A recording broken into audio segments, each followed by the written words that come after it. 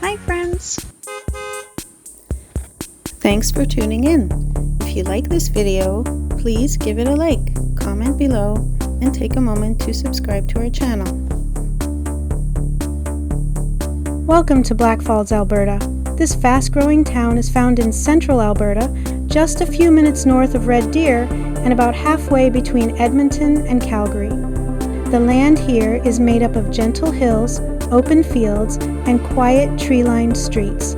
Blackfalds is part of the beautiful parkland region, known for its mix of farmland, forests, and small lakes.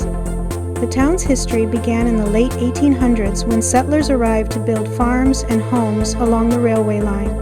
It was first called Waghorn, but was later renamed Blackfalds after a farm in Scotland.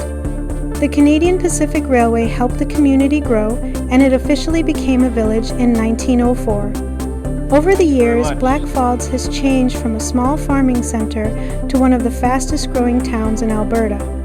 Today, Blackfalds is known for its friendly neighborhoods, parks, and walking trails. With its mix of history, nature, and growing community spirit, Blackfalds is a wonderful place to visit and explore. Thank you for joining us on this tour of Blackfalds, Alberta.